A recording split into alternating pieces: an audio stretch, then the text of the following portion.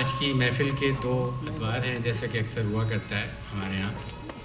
پہلا دور جو ہے وہ ڈاکٹر پریا ستیا کا مضمون ہے، جس کا عنوان ہے پوئٹس آف پارٹیشن۔ یہ مضمون چھپ چکا ہے اور یہ مضمون انگریزی زبان میں لکھا گیا تھا، تو اسے ہم نے اردو میں ترجمہ نہیں کیا کہ اس طرح سے کہ شاید زیادہ لوگ اس کو سمجھ سکیں اور اس کی جو اسپرٹ ہے اس کو محسوس کر سکیں۔ ویسے بھی جو مضمون جس زبان میں لکھا جاتا ہے اسی زبان میں وہ زیادہ بہتر لگتا ہے۔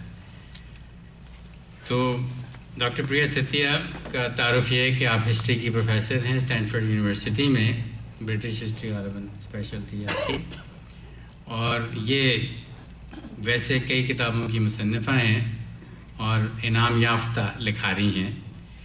اس نوعیت کا مضمون غالباً پہلی بار انہوں نے لکھا ہے، اور میں امید کرتا ہوں کہ یہ پہلی بار آخری بار نہیں ہوگی، اور اردو کے موضوعات پہ یہ آئندہ بھی لکھتی رہیں گی۔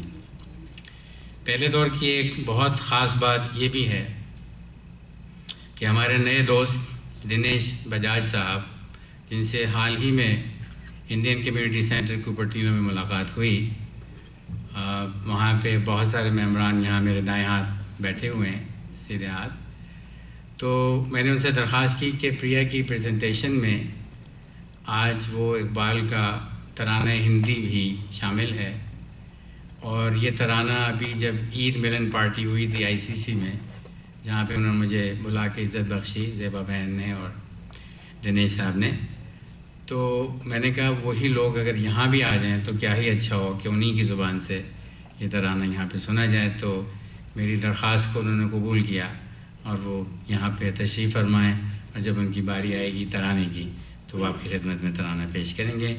فی الحال تالیوں کے ساتھ ان کا استقبال۔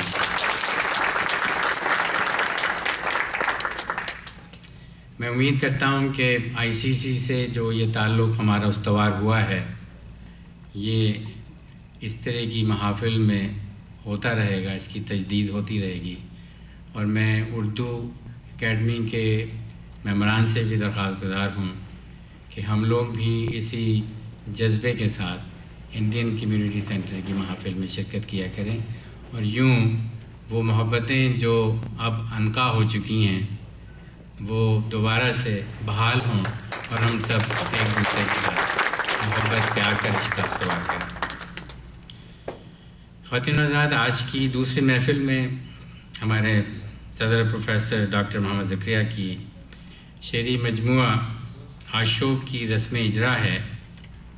پاکستان میں تو یہ تقریب بڑی دھوم دھام سے منائی جا چکی ہے، آج اس میں شامل ہو کر ہم بھی اردو اکیڈمی کا قد کچھ بلند کرنے کی کوشش کریں گے۔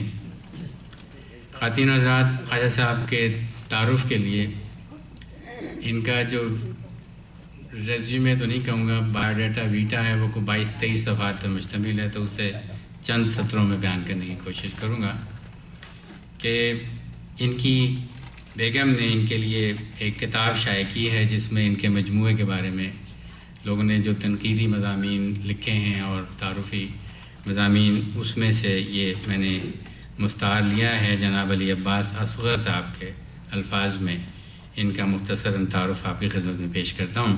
وہ کہتے ہیں کہ علم کی روشنی پھیلانے والے افراد دراصل پیشہ پیغمبری سے منسلک ہیں۔ ایک استاد انسان نسل کو سنوارنے کے لیے وہی فرائض انجام دیتا ہے جو انبیاء کو تجویز کیے گئے تھے۔ آج کے دور میں اس فریضے کی بطریق احسن ادائیگی کے لیے جو عظیم المرتبت ہستیاں خود کو وقف کیے ہوئے ہیں، استاد الاساتذہ یعنی استادوں کے استاد ڈاکٹر زکریا انہی چند یگانے روزگار ہستیوں میں سے ایک ہے۔ وہ لکھتے ہیں کہ خواجہ زکریا صاحب وہ ستارہ نور ہیں جن کے وجود سے پھوٹتی علم کی روشنی قلب و ذہن کو منور کیے رکھتی ہے۔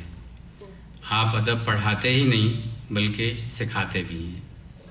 آج ان کے شاگردوں کے شاگرد اس کار خیر کی تقسیم سے معاشرے کو ایسی افرادی قوت سے مالا مال کر رہے ہیں जिनके वजूद से इस पुराशोक दौर में उम्मीद की किरणें मायूसी की तारीख के ख़िलाफ़ मुसलसल बरसरे पैकार हैं।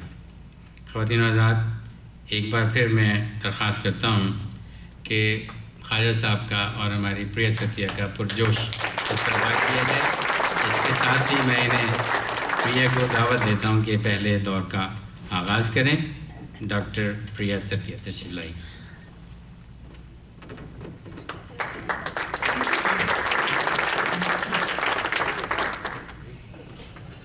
Thank you so much. Thank you all of you for coming, and I must thank Tashi uncle, especially for the honor of allowing me to speak here about some of my work at Urdu Academy. And I must also thank Arshad Bhai, who I'm sad is not here, for all the work he did to plan the event as well. So the program will be in English, लेकिन मैं पहले 1-1.5 minute अपने Urdu academy के दोस्तों से थोड़ी गुफ्तगू करना चाहती हूँ, ये कहने के लिए कि अब मैं आपके बीच 1.5-2 साल से हूँ। पहले मेरे पेरेंट्स मुझे यहाँ लेके आए थे और फिर ताशी अंकल ने मुझे इस परिवार का एक हिस्सा बनाया और मैं लगातार आती रही और मैं हर बार नोट्स लिखती थी। और फिर हमीदा चोपड़ा उनके भी मुशायरे होते हैं वहाँ आईसीसी में, वहाँ भी जाकर मैं नोट्स लिखती थी, मोतियाँ जोड़ती थी। तो आप देखेंगे कि आज के प्रोग्राम में कई बातें ऐसी हैं जो मैंने यहीं पे आके सीखी हैं, आप लोगों से सीखी हैं। तो पहली बात ये है, एंड आई मीन उस वजह से थैंक यू। उर्दू अकेडमी एक तरह का ख़जाना है, आप उस पूरी कम्युनिटी का ख़जाना बनता है। और ताशी अंकल जैसे लोग, हमीदा आंटी जैसे लोग खुद ख़जाने हैं अदब के, इल्म अदब के, दोस्ती के, प्यार के, इंसानियत की। सो जो तालीम मुझे आप सब से मिलती है उसके लिए मैं बहुत बहुत शुक्रगुज़ार हूँ। I really learned a lot. लेकिन इसके बावजूद मैं उर्दू अकेडमी का नियम तोड़ के आज प्रोग्राम अंग्रेज़ी में करूँगी और उस गुस्ताखी के लिए माफ़ी चाहती हूँ। मैं ये नहीं कहूँगी कि आइंदा ऐसे नहीं होगा, लेकिन फिर भी मैं शर्मिंदा तो हूँ। ओके, अब जाहिर है कि यहाँ बहुत लोग हैं जो शायरी के बारे में मुझसे कहीं ज़्यादा जानते हैं। तो मैं ये भी कहना चाहती हूँ कि मैं यहाँ सिर्फ एक हिस्टोरियन की हैसियत से बोल रही हूँ और आज के प्रोग्राम में आप सिर्फ बहुत खूबसूरत या बहुत काबिल या बहुत मशहूर शायरी नहीं सुनेंगे, ऐसी भी शायरी होगी जिसकी अहमियत यही है कि वो हमें इतिहास के बारे में, तकसीम, स्पेशली तकसीम के इतिहास के बारे में कुछ बता सकती है। So in English, you know, I have not selected today's poetry based on just poetic quality, but for what it reveals about the history of partition. Okay. So typically when we talk about partition, we talk about high politics. What did Jinnah want? What did Gandhi want? What did the Mountbattens want? What did Nehru want? And all of that is important. But we know there were lots of other people involved too, like many of our families. And we're finally starting to learn more about their experiences through oral history projects. Sorry, let me get this. So some of you may have heard of the Partition Archive. They're collecting stories. They're also collecting donations. I can talk to you about that later. In time before the generation that, as long as that generation is with us. But today I'm not going to talk about those ordinary people either. I want to talk about another set of actors who were also elite in that they moved in circles that overlapped with Jinnah and Nehru and Gandhi, but we have still marginalized their voices in the way we tell the story of partition. And I think we do that because their ideas replace the comfortable certainty of nationalist narratives with uncertainty and ambivalence. So these are actors who are mostly on the left. Many of them were communists, and many of them were Urdu poets. And so I invite you today to welcome their unease as a way of better understanding partition and Urdu Shairi and Punjabi identity. And I'm focusing on Urdu poets, but of course we could tell intersecting stories about Bengali, Hindi, Punjabi, and other languages too. And this is also just a small piece of the Urdu poetry story. It's just a beginning. Now, partition made exile the common experience of masses of people. And sort of coincidentally, in doing that, it played on culturally deep, religiously syncretic, and mystical poetic notions of birha, which we usually tell through an allegory of worldly love. So in these old stories we have in Punjab, the Pardesi is the beloved who lives somewhere else, and hence the longing for union, right? And we know this from these centuries-old Punjabi kissas about separated pairs who are still mystically united, like Heer Ranjha. I hope you recognize which is which. So the Bansuri one is Heer Ranjha, this work, okay? And then the arrows is, you tell me. Soni Mahiwal, Sassi Punnu, Mirza Sahiba. This is Mirza Sahiba, this is Soni Mahiwal, right? Okay. So the most famous narration of Heer Ranjha is Varis Shah's from 1766. And at the end of his version, the lovers die before they have a chance at union. And so the message was that the most intense experience of union with the divine lies in interminable longing. And this is the cultural landscape that existed when the British came and created a new series of displacements in Punjab in the 19th century. Punjab became a primary site for recruitment into the British Army, and a lot of Punjabi people escaped British rule and the poverty it created by leaving for North America. Some of them who left in the late 19th century had ties to the rebellion of 1857, and so there were political reasons that they were leaving. So this is, it's a little dim, but this is a formal portrait of some Punjabis in California in 1910. So the old longing for erotic or spiritual union was now supplemented by a longing for home, for the des that the Pardesi left behind. So the beloved is the homeland now. So these movements of Punjabi people fueled the emerging nostalgic cult around a lost homeland in the era of British rule. So the raw material for dealing with partition, the 1947 partition, was already there in the northern poetic idiom. Perhaps this made the region ripe for partition as a kind of poetic destiny, or perhaps the 1947 partition enhanced the resonance of these older poetic cultural strains. Is it a coincidence, or is it destiny that a region that for so long depicted love through partition should have itself become the site of violent partition? Either way, this resonance helps explain the unending fascination we have with partition as a kind of moral tragedy. Poetry has been a powerful recourse for expressing the loss and grief caused by the redrawing of borders all over the world. You can think of other places and traditions like Palestine, Ireland, Cyprus. All of them produce rich poetry about partition. But in Punjabi and Urdu poetry, partition was already a central poetic theme when the border partition happened. So the Punjabi Amrita Pritam, who's pictured here, she left Lahore in 1947, and she explicitly invoked this cultural coincidence to express her anguish over partition, particularly the violence done to women, in her famous poem, Aj Akhan Waris Shanu. I'm going to put the slides of the poem up. I just want to say before doing that all the poetry you'll see in the slides today is in Roman script. I'm sorry, but it was the most common ground. The translations, except in 2 instances that are marked, have all been done by me. They're terrible translations on purpose. I haven't tried to be poetic. I've just tried to give you the most literal definition of the word, because I know most of you know most of the words. There might just be one here and there that is difficult. Okay, and I also would like to invite Janab Arvind Kumar Sahab to please come and recite this poem for us. Thank you.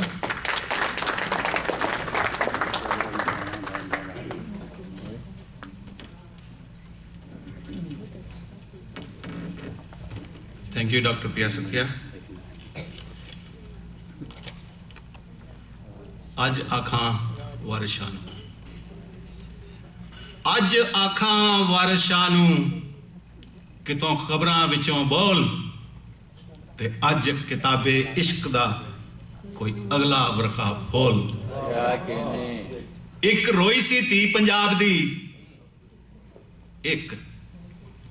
ਇੱਕ ਰੋਈ ਸੀ ਧੀ ਪੰਜਾਬ ਦੀ, ਤੂੰ ਲਿਖ ਲਿਖ ਮਾਰੇ ਵੈਣ। ਅੱਜ ਲੱਖਾਂ ਧੀਆਂ ਰੋਂਦੀਆਂ, ਅੱਜ ਲੱਖਾਂ ਧੀਆਂ ਰੋਂਦੀਆਂ ਤੈਨੂੰ ਵਾਰਿਸ਼ਾਂ ਨੂੰ ਕਹਿਣ। ਵੇ ਦਰਦਮੰਦਾਂ ਦੇ ਆ ਦਰਦੀਆ, ਉੱਠ ਤੱਕ ਆਪਣਾ ਪੰਜਾਬ। ਵੇ ਦਰਦਮੰਦਾਂ ਦੇ ਆ ਦਰਦੀਆ, ਉੱਠ ਤੱਕ ਆਪਣਾ ਪੰਜਾਬ। ਅੱਜ ਵੇਲੇ ਲਾਸ਼ਾਂ ਵਿਛੀਆਂ ਤੇ ਲਹੂ ਦੀ ਭਰੀ ਚਣਾ।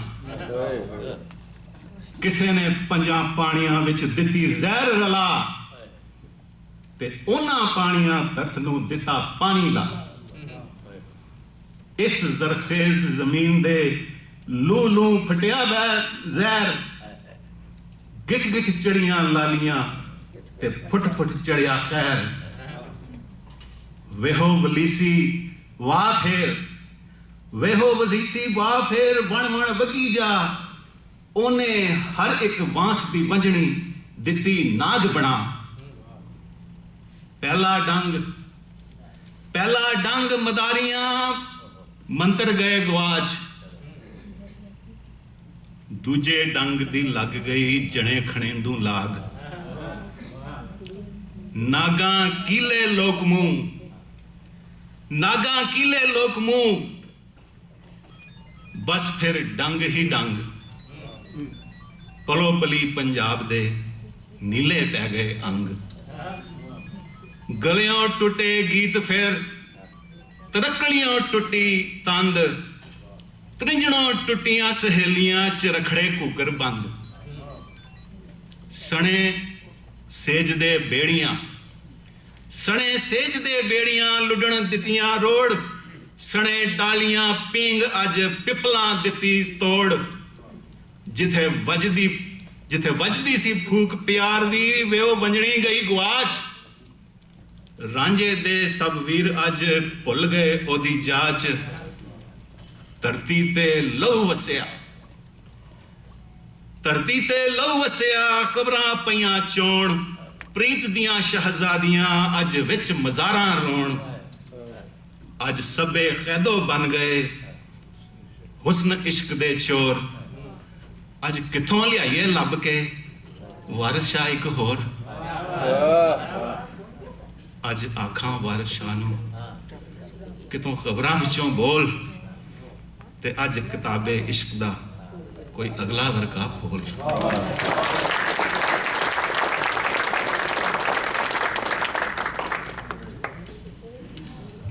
Thank you so much.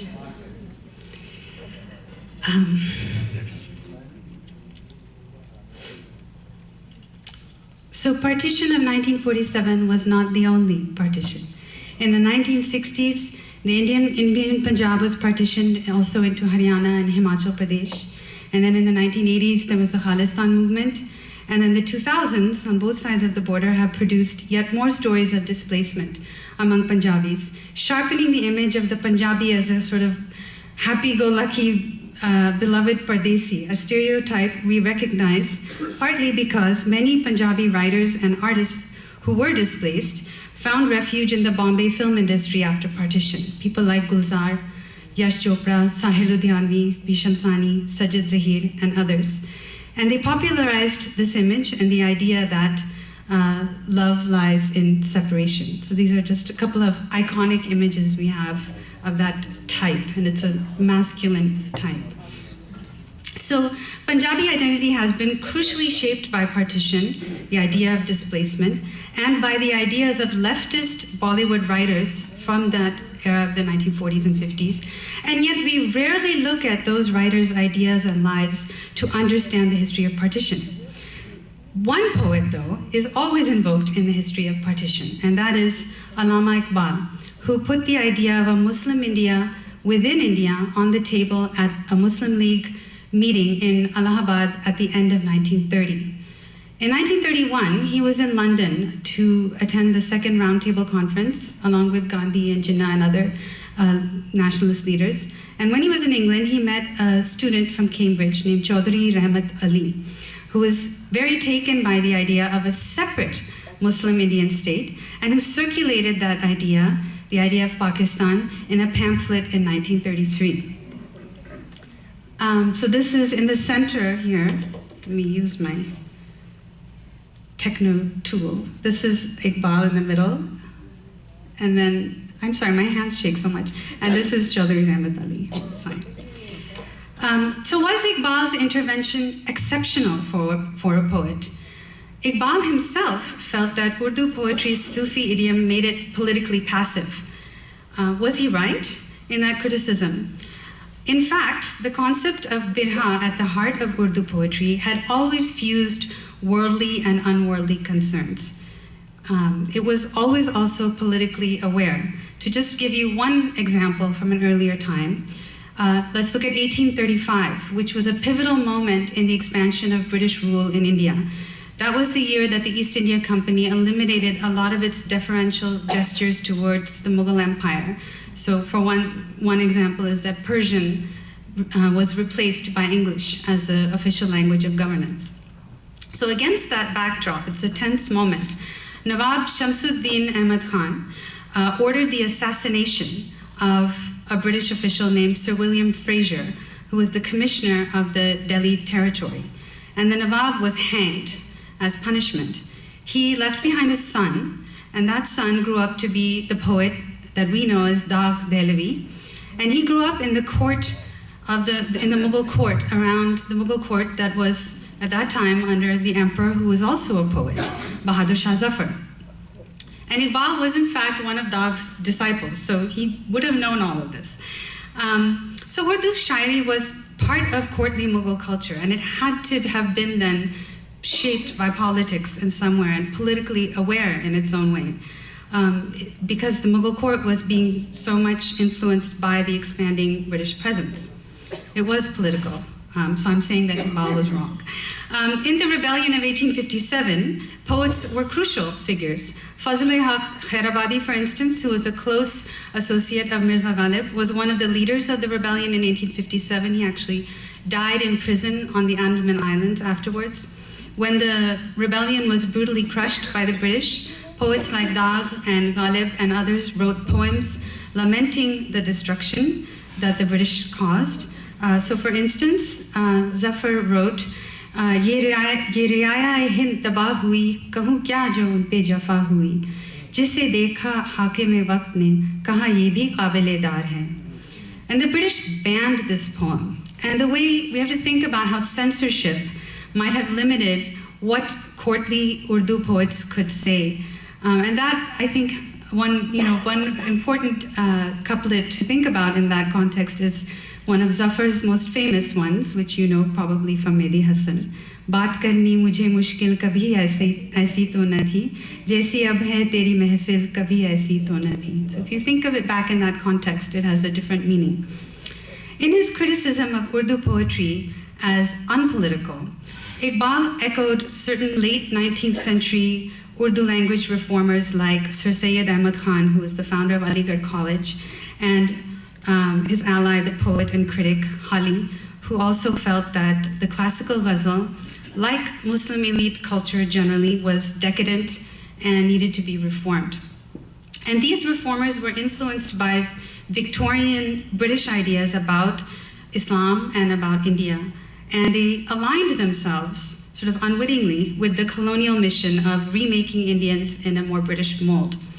But the practical fact remains that Urdu poetry evolved from the 18th century in the context of the worldly problem of colonialism and the repeated crises of culture and identity that it produced. So to go back to Iqbal, his own early patriotism was pretty vague about borders. So moving back a little bit in time to 1904, 3 decades before his speech in Allahabad.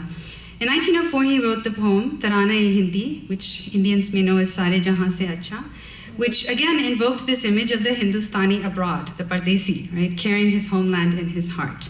And I would like to now invite Jayshree Ji and the ICC team to please come and recite this poem for us. Adab, Namaste, good afternoon. First, let me thank Mr. Janab Tashi for inviting us to this august gathering of people who speak the most delicate, most sweetest, and delightful language of the world.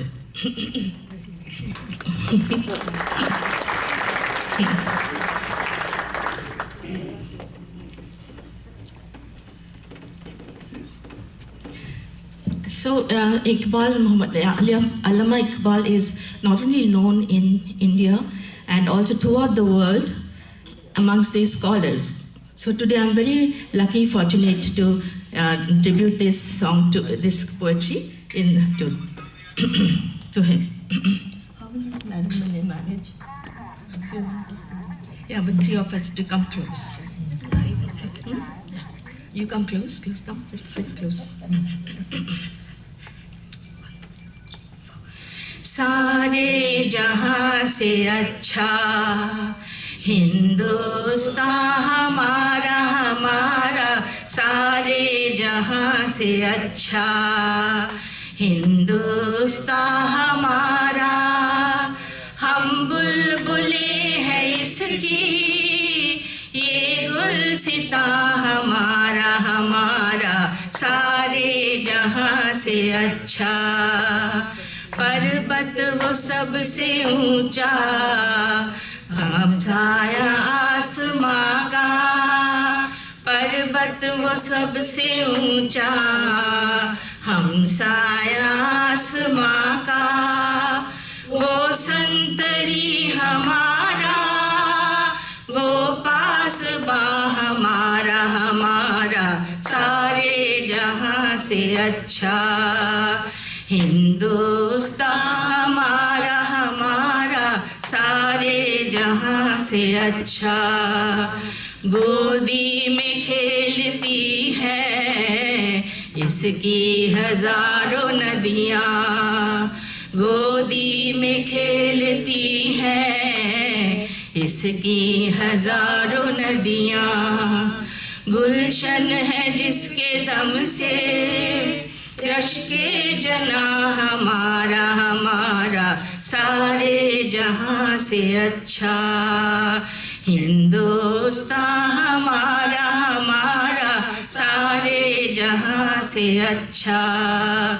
मजहब नहीं सिखाता आपस में बैर रखना, मजहब नहीं सिखाता आपस में बैर रखना, हिंदी है हम हिंदी है हम हिंदी है हम, वतन है हिंदुस्तान हमारा हमारा, सारे जहां से अच्छा हिंदुस्तान हमारा हमारा, सारे जहां से अच्छा। Thank you.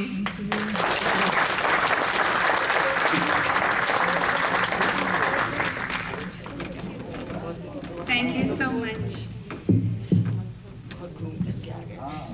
Just see the one share here that's highlighted in yellow, which I think made it harder to read, sorry. But ये शायद छूट गया अभी, but this is the same concept कि गुर्बत में हो अगर तो गुर्बत में हो अगर हम रहता है दिल वतन में, right? That's the same idea of the being abroad and the beloved is the homeland.